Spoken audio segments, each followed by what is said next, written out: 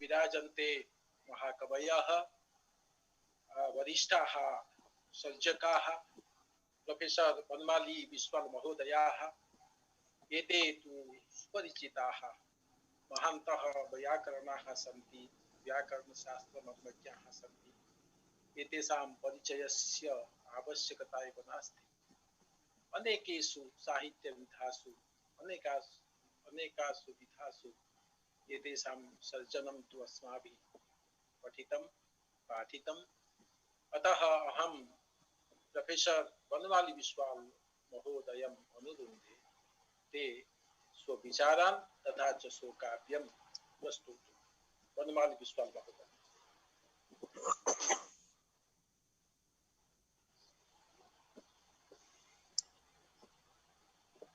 आप सभी को मेरा नमस्कार। अर्वाचीन संस्कृत साहित्य परिषद बड़ौदा के तत्वावधान में आयोजित इस राष्ट्रीय अंतरजालीय संगोष्ठी में जुड़े आप सभी महानुभावों, कवि, समालोचकों तथा संवादकों को एक तंत्र में हार्दिक स्वागत एवं अभिनंदन ज्ञापित करता हूं। जैसा कि इस संगोष्ठी के विषय से हम जान सकते हैं कि यह एक भिन्न स्वाद का कार्यक्रम है। संस्कृति की परंपरा में पहला नहीं तो विरल अवश्य है। कोरोना काव्य पाठ, संवाद तथा समालोचना, यहाँ आलोचना भी होगी और संवाद भी। इस तरह के एक अनोखा कार्यक्रम को हमारे समक्ष उपस्थित करने के लिए अर्वाचीन संस्कृत साहित्य परिषद के अध्यक्ष हमारे परम मित्र प्रोफेसर रविंद्र कुमार पंडा जी का हम धन्यवाद एवं साधुवाद करना चाहेंगे। जैसा कि हमने अभी अभी संकेत किया है, यहाँ कवि भी हैं, समालोचक भी हैं और संवादकर्ता भी हैं। लेकिन मेरा यह मानना है कि इस कार्यक्रम से जुड़े अधिकांश विद्वान इन तीनों क्षेत्र में अपनी योग्यता रखते हैं। जैसे कि आज के अध्यक्ष प्रोफेसर अरुण रंजन मिश्र जी तो स्वयं कवि भी हैं और अच्छे समीक्षक एवं संवादक भी। इसी प्रकार प्रोफेसर रविंद्र कुमार पंडा जी, भाई डॉक्टर रामन विनय सिंह जी अभी जुड़े हैं कि नहीं जुड़े हैं मुझे ज्ञात नहीं ठीक से, और पहले नहीं जुड़े थे जी उपस्थित हूं। नमस्कार। हाँ, शुरू में दर्शन नहीं हुआ था। और डॉक्टर अरविंद तिवारी जी, प्रोफेसर श्वेता प्रजापति जी, ये सब नाम इस क्षेत्र में प्रतिष्ठित हैं, जाने पहचाने हैं।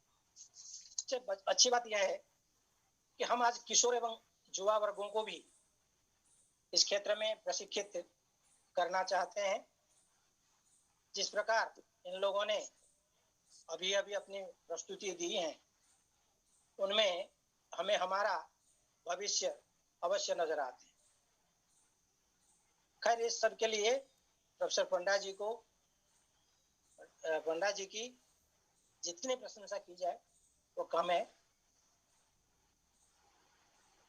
अभी एक बात और स्पष्ट हो गया है कि अब संस्कृत कवि अपने में समकालिकता या आधुनिकता को पूर्ण रूप से समेट रहा है।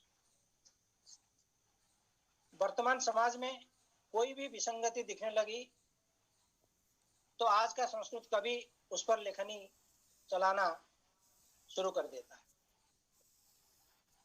कोई प्राकृतिक या कृत्रिम आपदा विश्व में दिखाई दी तो संस्कृत कवि सबसे आगे रहता है। महामारी कोरोना ने दस्तक नहीं दी,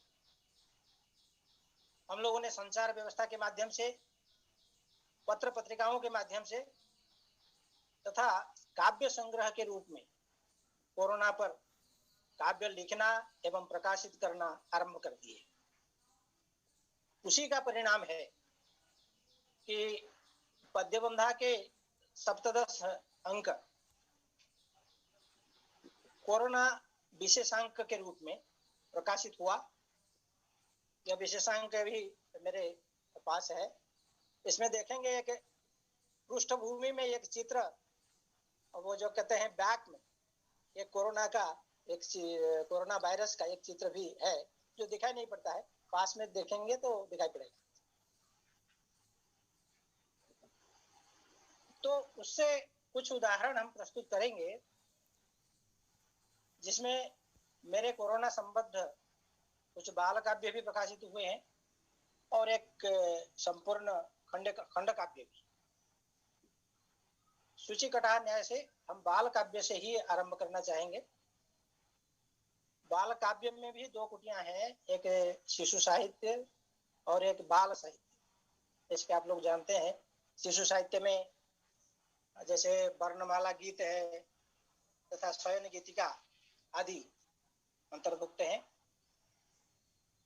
हमारा एक संस्कृत वर्णमाला गीतम सद्य प्रकाशित है, जिसमें थ वर्ण के प्रसंग में हमने कोरोना का जिक्र किया है। थुत्कृतम चेत केनापि मार्गे जनाः निपातिता कोरोना रोगी। सभी वर्णों के लिए अलग अलग पद्य हैं, लेकिन थ वर्ण के लिए हमने, क्योंकि कोरोना का समय था जब इसकी रचना की, तो ये उदाहरण हमने लिया था। अस्तु,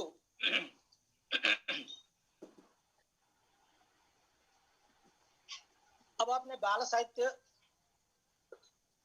जो पद्यबंधा में प्रकाशित है उसमें से कुछ पंक्तियां आपके समक्ष प्रस्तुत करूंगा।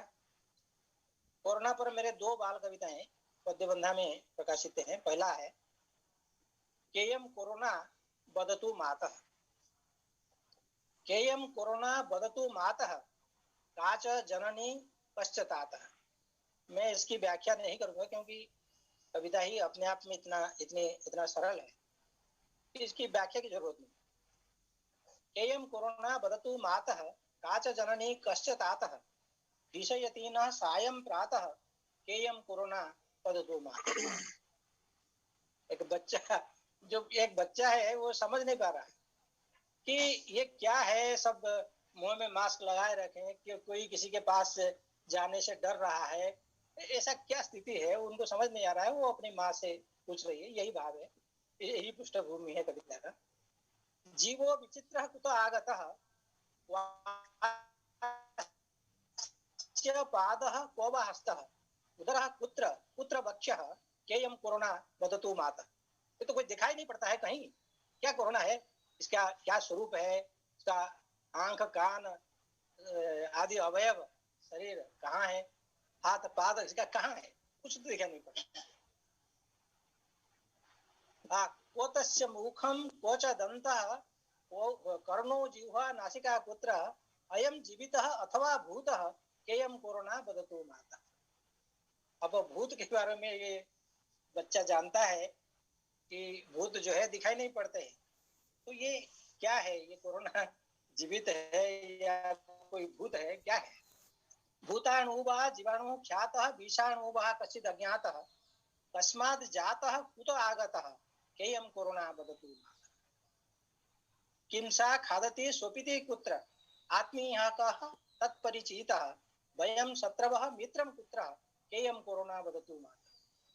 तो ये हम सब तो इनके शत्रु हैं, वो सभी पर आक्रमण कर रहा है, सभी को मारना चाहता है, तो लेकिन उसका मित्र कौन है।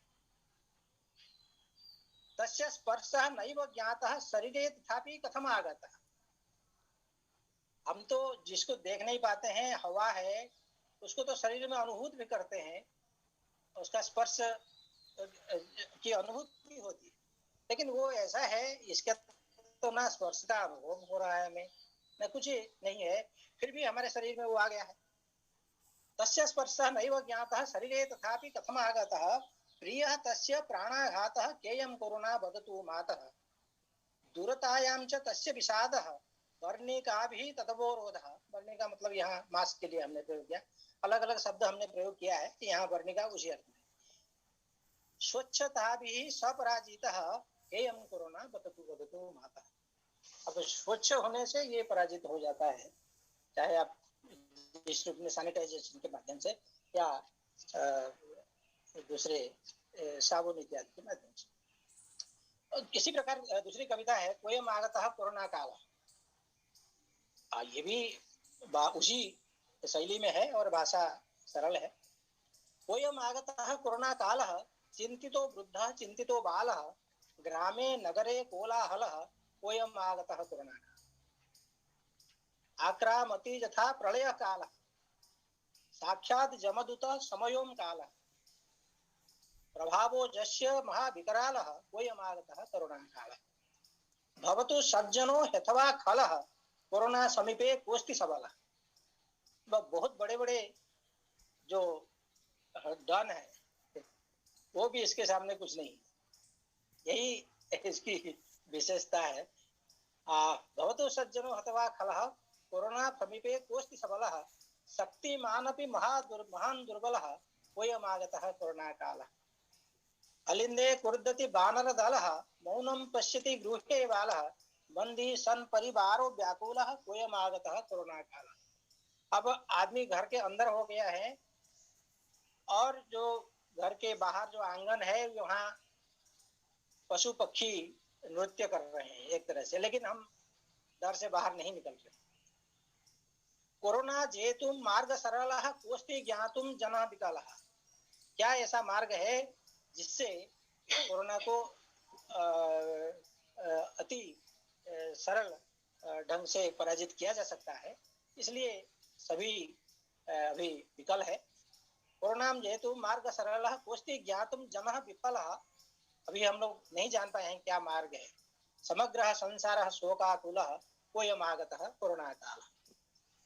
तो ये गई हमारी बाल कविता। हमने सोचा कि वो कोरोना के संबंध में बालों के लिए क्या कविताएं लिखी जा सकती है, किस प्रकार की कविता, कुछ प्रयोग हमने किया था पद्य संध्या में। तो अब हमारे जो खंड काव्य है उससे भी कुछ पंक्तियां मैं प्रस्तुत करूंगा। बहुत समय नहीं लेना है, लेकिन ये काव्य विशाल है तो कुछ ना कुछ तो कहना है। मैं प्रायः अपना वक्तव्य मंगलाचरण से शुरू करता था, पर आज उसे सुरक्षित रखा था। कोरोनायै नमो देव्यै नरसंहार मूर्तये दुष्टैस्तु सज्जनानां च नाशं करोति जा मुधा नमः कंटक रूपिण्यै बलाद् जाक्रामति स्पर्शात् अचिरात् प्राणहर्त्र्यै च श्वासरुद्धादि माध्यमै कोविदाख्यै नमो देव्यै मानिन्यै सततं नमः आमंत्रणं बिना गेहे नागच्छति कदाचन। मानिनी है, जब तक आप आमंत्रित उनको नहीं करेंगे तब तक वो आपके घर में नहीं आएगी।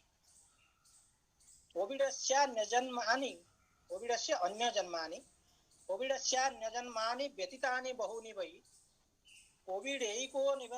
कोविडैकोनविंशत्यै कोरोनायै नमो नमः।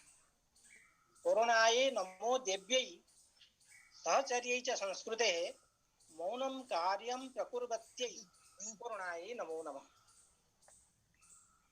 यह मंगलाचरण हमने अपने ही कोरोनायनम खंड काव्य से किया है, जिसमें कुल 322 अनुष्टुप पद्य हैं। मंगलाचरण की परंपरा पुरानी है और हम लोग आज भी उसका निर्वाह करते हैं, पर सामान्यतया मंगलाचरण में विघ्न निवारण के लिए देवताओं का नमस्कार किया जाता है। यहाँ भी हमने देवताओं का नमस्कार किया, पर साथ साथ हमने कोरोना को देवी मानकर क्यों नमस्कार किया उसका कारण भी बताया है। कोरोनाद्य मनुष्याणां सिद्ध्यति प्राणघातिनी देव कृपां विना तस्याः रक्षणं वा कथं भवेत्। अतएवात्र काव्यादौ क्रियते मंगलम दृढ़ं कोरोनाया भवेद्रक्षा काव्यवृत्तिश्च संभवेत्। क्रियते चैकतंत्रेण सर्वदेवाभिवंदनं ते च कुर्युर्मिलित्वैव कोरोनोन्मूलनं तथा यथा विश्वरूपे समे देवाः समाहिता विशेषतः विष्णोर्विश्वरूपं वन्दे कोरोनां स विनाशयेत् सहैव क्रियते सद्यः कोरोनायाश्च बन्धनं तुष्यतु दुर्जन न्यायः परंपरा समर्थितः आकारान्तश्च शब्दोऽस्ति कोरोना त्वत्र मूलतः स्त्रीलिंगे देवी रूपेण तस्याः स्तुतिश्च युज्यते।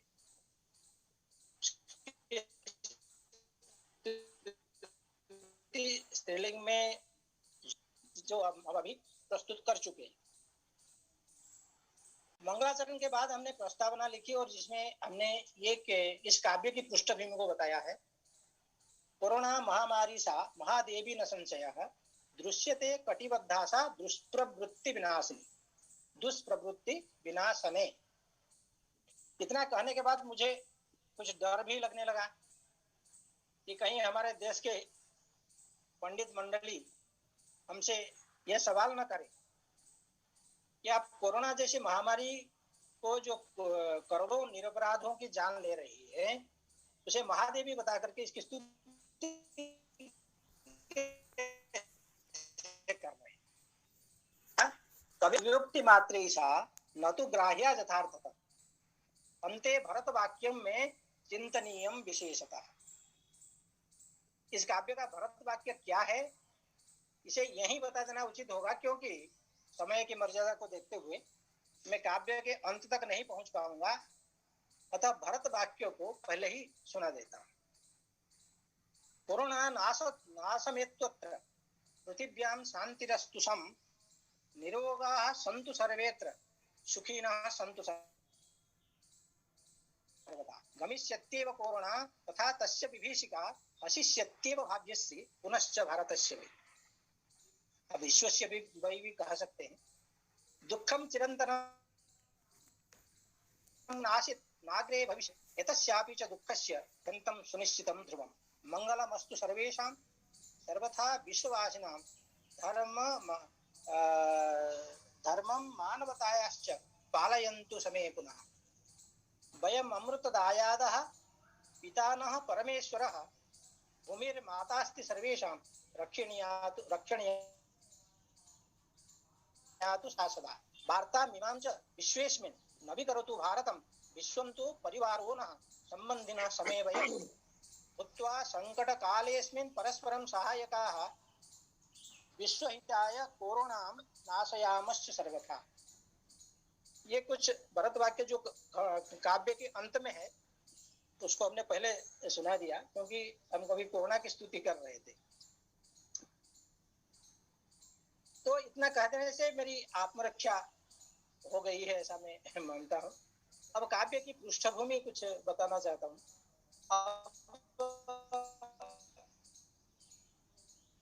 जितना भी समय होगा थोड़ा सुना है तो आप संकेत भी कर सकते हैं। मैं अपनी वाणी को वहाँ विराम दे दूंगा। सब कुछ सुनाना जरूरी नहीं है, कुछ सुनाना आवश्यक है। सुनाइए सुनाइए, कोई बात नहीं, सुनाइए। अच्छा तो अनुमति हो गई तो थोड़ा पानी भी पी लें।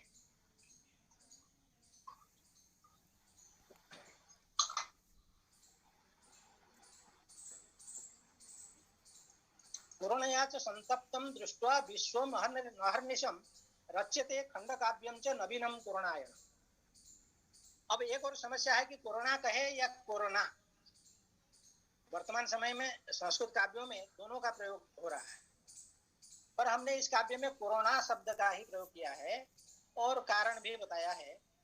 अरपूर्वाणां नकाराणां नत्वं व्याकरणोचितं कोरोनायां नकारोऽपि स्वदेश्यं ही प्रयुज्यते।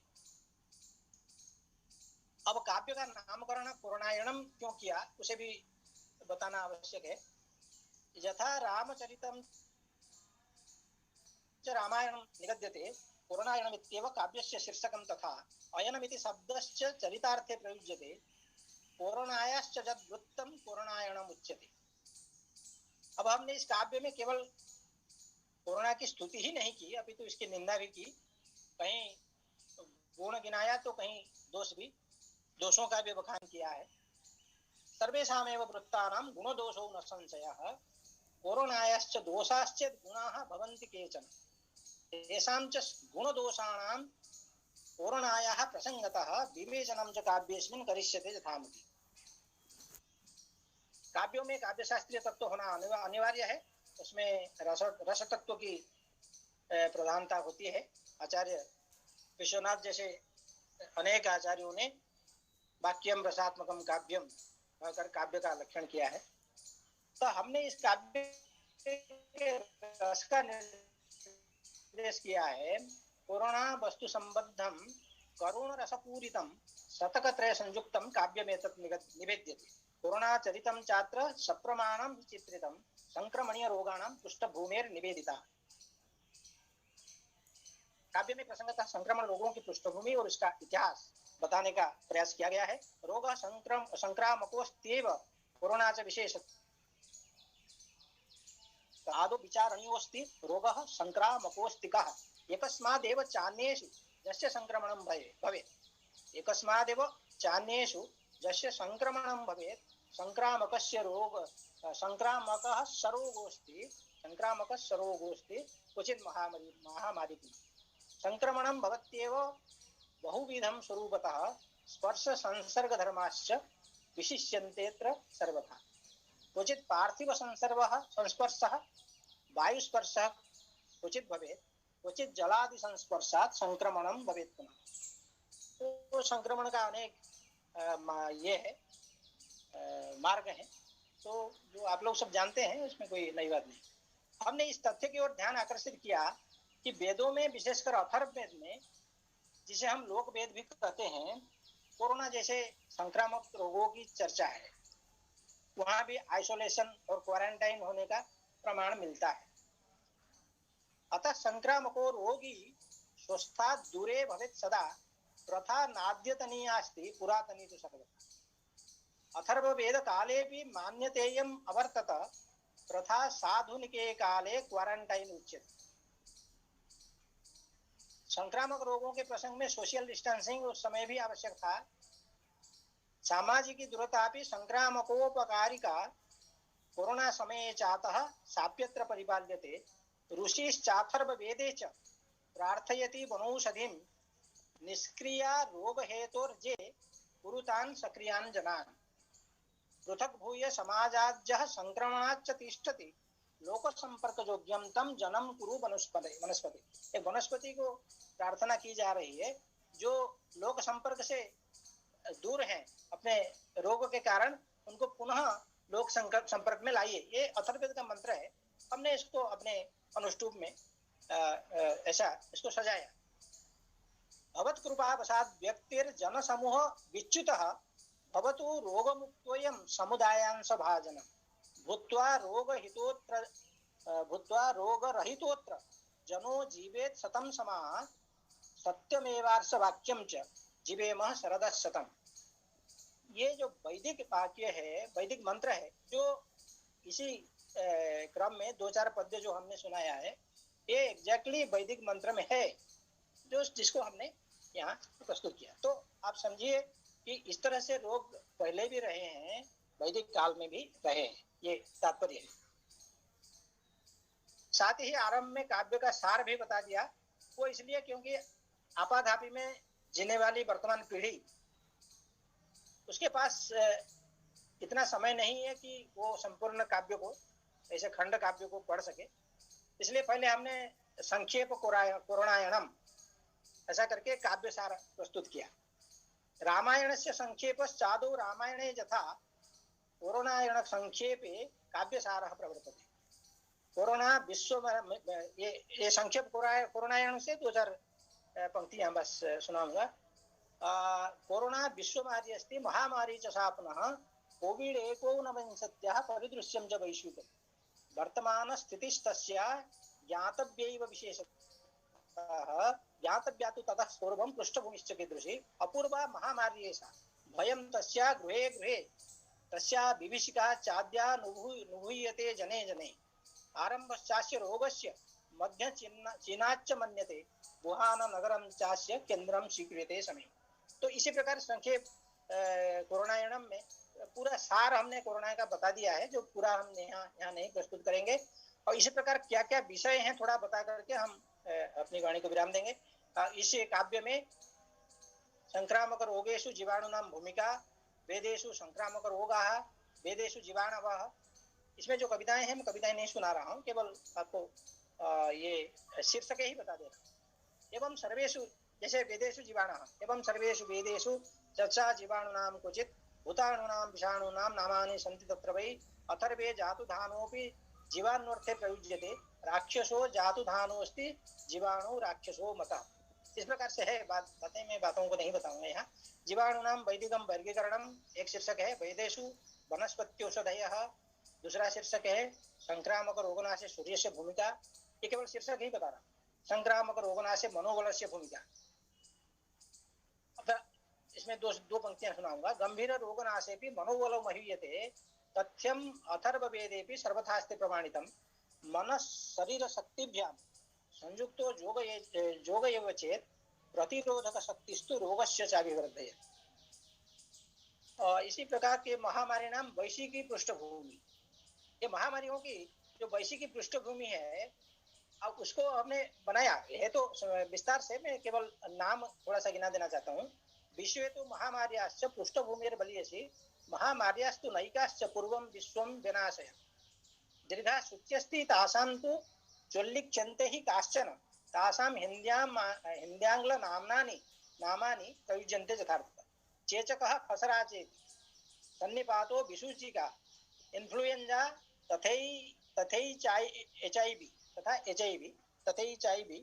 कुष्ठ प्लेग तपेदिका टीबी रक्तस्रावी ज्वर पीत ज्वरो